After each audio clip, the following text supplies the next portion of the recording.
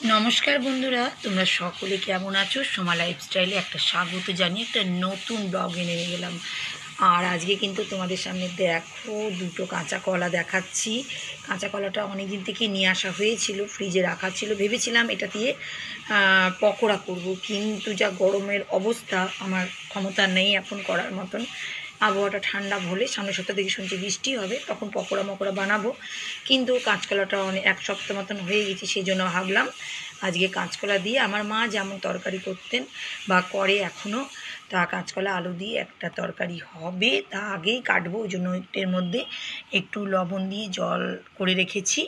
তা কাঁচকলা আলুর তরকারি হবে, এদিকে একটা তরকারি হবে। আর এইদিকে কিছুটা ঢ্যাঁড়স রেখেছি, দেখো সবুজ সবুজ ঢ্যাঁড়স, দেখেই লোভ লাগছে। তা ঢ্যাঁড়স আর আলু ভাজা হবে। আমি তো কমই ঢ্যাঁড়স খাবো, কারণ আমার গলার প্রবলেম, কিন্তু সবাই খেতে চায়। তা ঢ্যাঁড়স ভাজাটা দেখো চাপিয়ে দিলাম, এই দেখো, আর আস্তে করে দিয়েছি, জানো তো, একদম আস্তে সিমে দিয়ে দিয়েছি।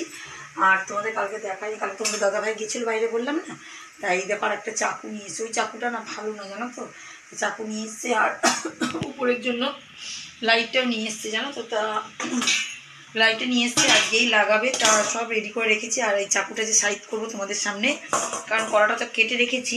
আর দেখো আজকে কিন্তু বলেইছি আমি ডিম ভাজা বা ডিমের কিছু করবই। তাই দেখো 3টে ডিম বার করে রেখেছি একবেলার জন্য, রাতের তো আলাদা ব্যবস্থা। তা মানে ডিম যতবার বার করি কিছু না কিছু মাছ ফাছ নিয়ে চলে আসে, ওই রাগের চোটে না আমি কি বলবো। তা আমি আজকে বলেই দিয়েছি যে ডিম করবই যেমন করে হোক। আর ওইদিকে দেখো ভাজাটা হচ্ছে, আস্তে আস্তে হচ্ছে হোক। আর এই দেখো এইদিকে তো, এই দেখো কাঁচকলাটা কেটে দিয়েছি। আর ওর মধ্যে না একটুখানি হলুদও দিয়ে দিয়েছিলাম, জানো তো, একটু হলুদ দিয়েছিলাম কষ্ট বার হওয়ার জন্য। আর আলু রেখে দিই। তা বন্ধুরা দেখো, এই দেখো কাঁচকলাটা কেটে কুটে ধোয়া পাকলা করে রেখে দিয়েছি। আর দেখো আলুটাও।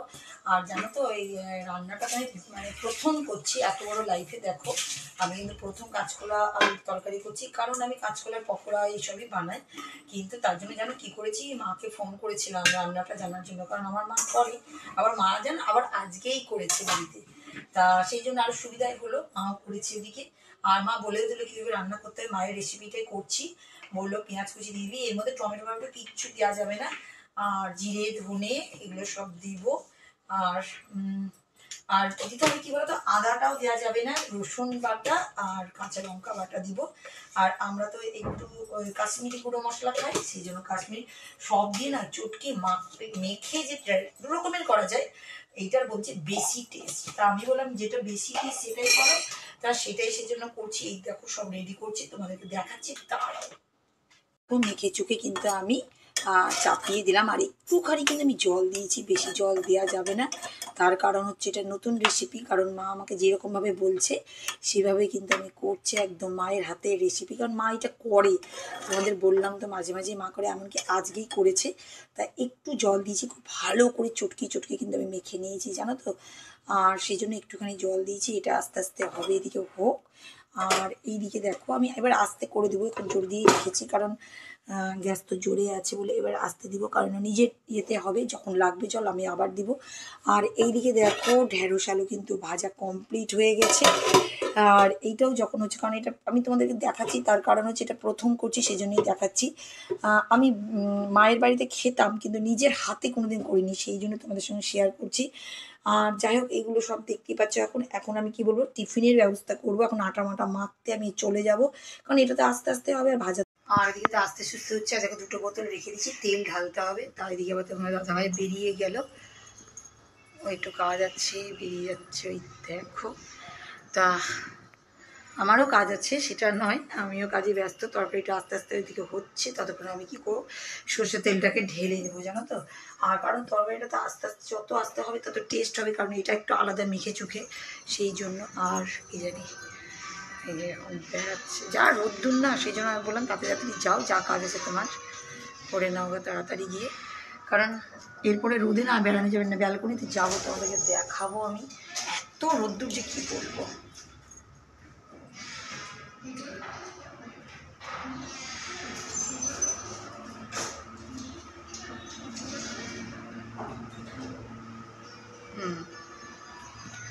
তাও চলে গেল, এদিকে আমি তেলটা ঢেলে নিই, এই সুযোগে কাজটা আমার তাহলে হয়ে যাবে।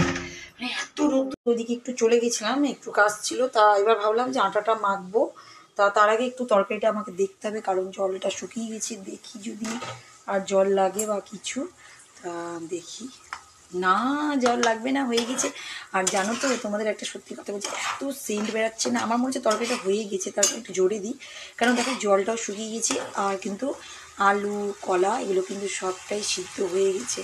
আর বাড়িতে কিন্তু এত সুন্দর সেন্ট মোহমোহ করছে না, যে কি বলবো, মানে খুব সুন্দর। কারণ আমি প্রথম করছি, আসতে দিই, নাহলে যদি ধরে যায়। কারণ এত সুন্দর টেস্টি টেস্টি রান্না, যদি ধরে গেলে তাহলে তো সেই টেস্টটাই পাবো না। দেখো, আর কালারগুলো দেখো কিন্তু লাল লাল বেড়াচ্ছে, আর এত সেন্ট বেড়াচ্ছে যে কি বলবো তোমাদেরকে। দেখেছো, এই দেখো কাঁচা মাখা, এটা আলাদা একটা টেস্ট। তা যাই হোক, মাকে অনেক ধন্যবাদ যে আমার মা আমাকে একটু ভালো রেসিপি শিখিয়ে দিল। তা দেখো হয়েও গেল, আমি এটা এখন বন্ধ করে দেবো। আর আমি এখন চলে বাজারে এই ছোট্ট কড়াই মাখবো আটাটাকে। আর এই দেখো আটা নিয়ে চলে এসেছে, আটা মাখতে লাগবো। আর এই যে তোমাদের দাদা ভাইয়ের কাজ দেখবে, এই দেখো কি নিয়ে এসছো, মাছের ডিম।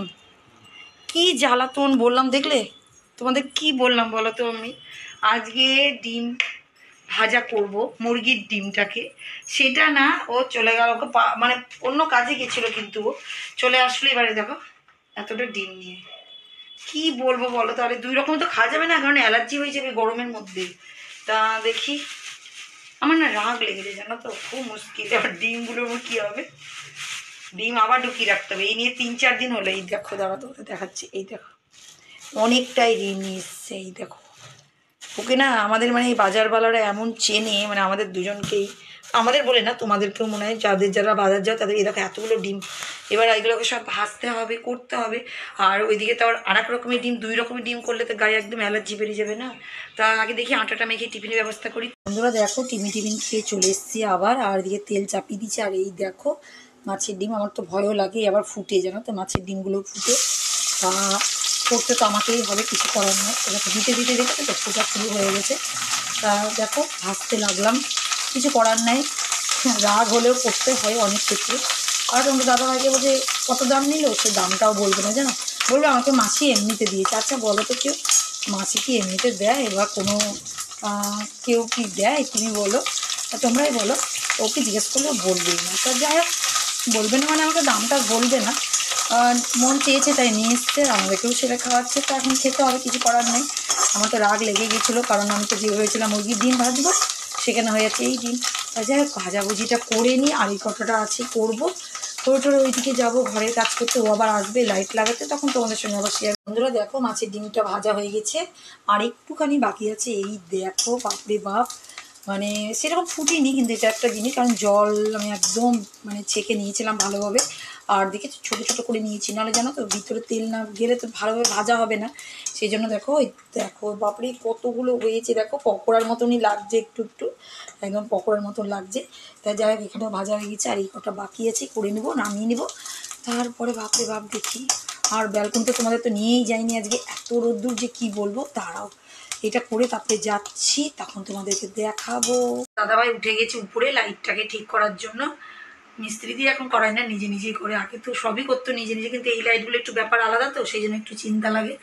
এই দেখো কি কি করতে হবে। এই যে নিয়ে এসছে লাইটটা, এইরকম হয় লাইটগুলো, জানো তো, এর মধ্যে লাইট লাগানো আছে। আগে আমি ভাবতাম যে কী জিনিস এটা, তা যাই হোক এখন ও লাগাচ্ছে।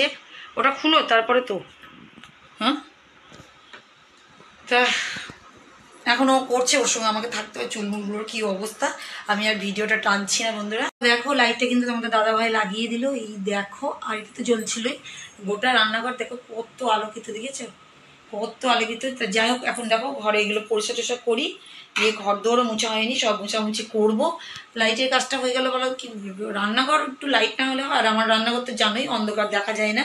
তাই এগুলো সব পরিষ্কার টরিষ্কার করে ঘর দৌড় মুছতে চলে যায়। বন্ধুরা দেখো, আমি তো ব্যালকনিতে চলে এসেছিলাম জামা কাপড় সব তুলতে। কি বলবো তোমাদের, কি জামা কাপড় তুলতে এসে দেখি বাইরে ঝমঝমিয়ে বৃষ্টি। দেখো, কেউ বলবে বলো তো বাইরে বৃষ্টি হচ্ছে, দেখো এত সুন্দর আকাশ বাতাস।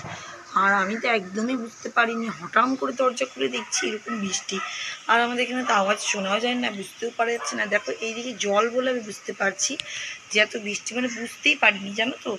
আর তোমাদের তো ব্যালকনিতে নিয়েই আসিনি সারাটা দিন মনে হয় আজকে। তা দেখো, এই সুযোগে বৃষ্টিও দেখিয়ে দিলাম, আর এই ব্যালকনির গাছও দেখিয়ে দিলাম। আর আমরা না একটু যেতাম আজকে মায়ের বাড়িতে, বাবার বাড়িতে যেতাম আজকে। তার কারণ হচ্ছে আজকে প্রেয়ার প্রার্থনা আছে, আমার ঠাকুমার মৃত্যুবার্ষিকী প্রেয়ার প্রার্থনা আছে, কিন্তু কি অবস্থা, কি করব দেখি। জামা কাপড় তো ঢুকিয়ে রাখলাম আমি, কিন্তু এখন কিভাবে যাব? 6:30 থেকে শুরু, এখন তো বাজতে যাচ্ছে আমি 5:30 মতন বেজেছে, তখনই উঠেছি, কিন্তু এখন বেজে গেছি 5:45 মতন বাজতে। তা বন্ধুরা দেখো সাজুগুজু করে নিয়েছি, আর ঘেমে দেখো একদম মানে কি বলবো, এত বৃষ্টি হলো, কিছুক্ষণ পরে বৃষ্টি থেমে গেল, কিন্তু এখন না মানে ঘরে এত গরম লাগছে। আর আমরা তো বললাম তোমাদেরকে আর কি যাবো বাবার বাড়িতে, ঠাকুমার মৃত্যুবার্ষিকী প্রেয়ার আছে, তা আমরা সবাই সাজুগুজু করে নিয়েছি, এবার বেরিয়েছি। আর এত গরম লাগছে না ঘরের মধ্যে, যে কি বলবো। তা চলো তাড়াতাড়ি চলো, যদি পারি ওখানে একটু ভিডিও দেখাবো কেমন সাজিয়েছি সেটুকুটাই। চলো প্রেয়ার প্রার্থনা শেষ হয়ে গেল, আমাদের ঠাকুমা আর সব প্রার্থনা শেষ হয়ে গেল। আর এসব বসে আছে এদিকে প্রার্থনা।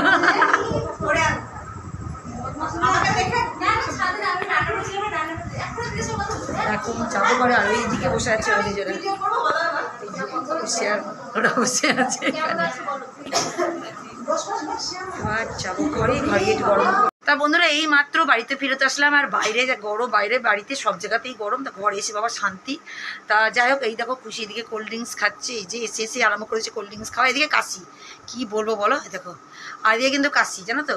আর আমার তো গলা বসার জন্য আমি ভয়, ঠান্ডা জিনিস খাই না। তা যাই হোক বন্ধুরা, আজকে মনে হয় ভিডিওটা অনেকটাই বড় হয়ে গেছে, জানি না, ঝড় বৃষ্টি হওয়ার তো কথা টিভিতে বলছিল। তা যাই হোক বন্ধুরা, আজকে ভিডিওটা এই পর্যন্তই রাখলাম, নেক্সট ব্লগে আবার আসার চেষ্টা করছি। তা টাটা, বাই বাই।